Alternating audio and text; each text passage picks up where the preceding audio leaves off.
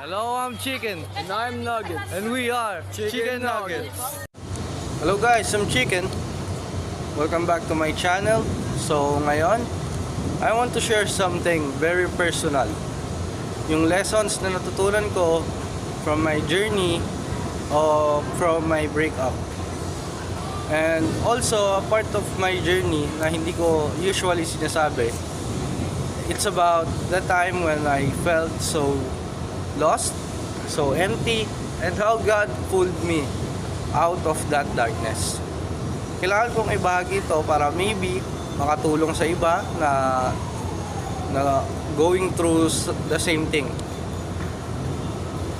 So, before we get into that, let's get this lit up.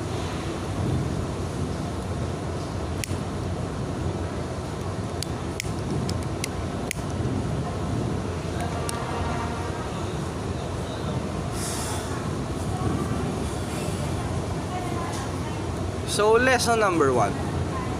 Self-love is not being selfish. After the breakup, sobrang natouch ako sa pain. I kept giving everything until I had nothing left for myself. Doon ko na-realize na self-love is not selfish. Kasi hindi mo may expect na love ka ng iba if you don't love yourself first. God reminded me that I am His child and I deserve peace. Kailangan kong unahin yung sarili ko para makapagbigay ako ng love sa ibang tao.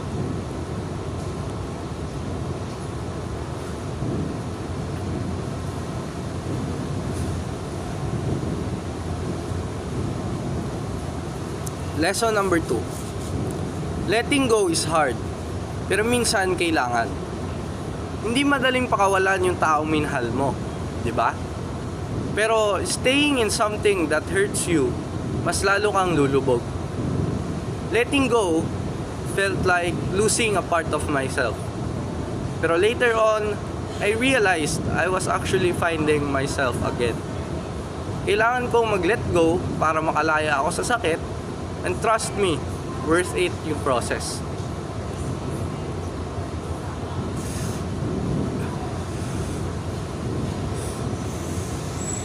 And lesson number 3, pain teaches you maturity. Yung sakit na nararamdaman ko, sobrang bigat. It forced me to slow down, to think, to process. It humbled me. It made me grow. And sometimes God uses the pain to break the version of us that's hurting us, so He can reveal the version that can heal.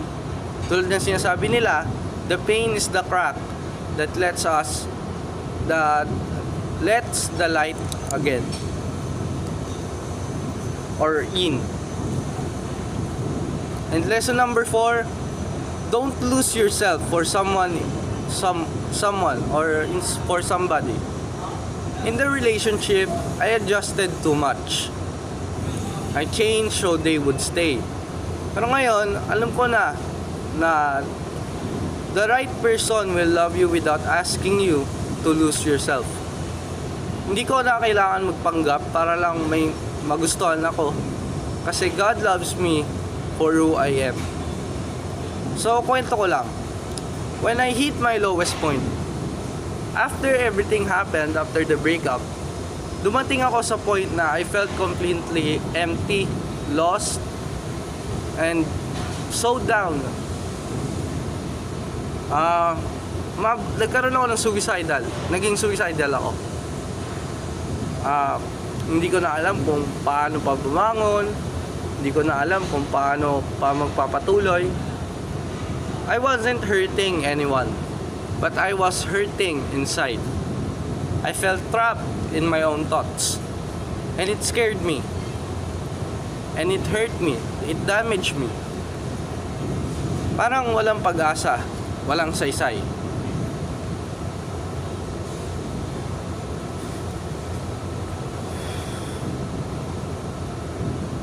I reached a point where I didn't want to feel anything anymore. I felt hopeless, lost, and totally in the dark. Pero deep down, alam ko na hindi ako nag-iisa. Kasi God is always there. And this is how God lifted me from the darkness. One night, habang sobrang bigat ng pakiramdam ko, I opened my Bible. And the verse that hit me was Deuteronomy 31:6, where it says, I will never leave you nor forsake you. I cried, not because of the pain, but because for the first time in a long time, I felt seen, I felt held, and I felt love.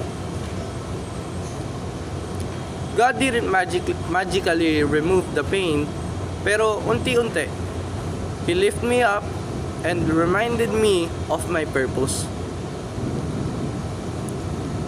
And He reminded me that my life still has a meaning. And that the darkness I was in, it wasn't the end.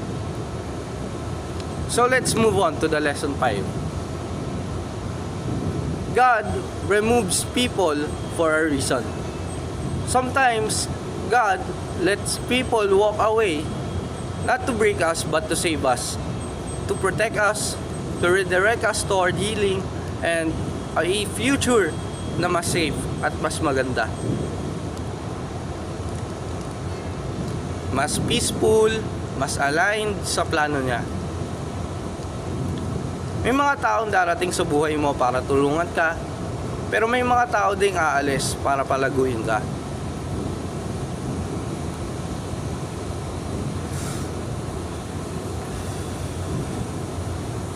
So, ayun lang guys, para sa video na to.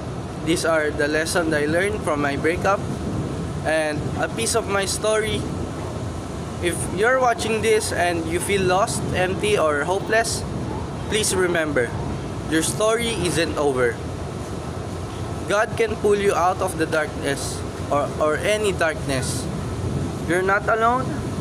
Kahit anong mangyari, mahal ka ng Diyos. And yun lang. Thank you for watching. Stay strong, stay growing, and stay close to God. See you in the next video. Goodbye.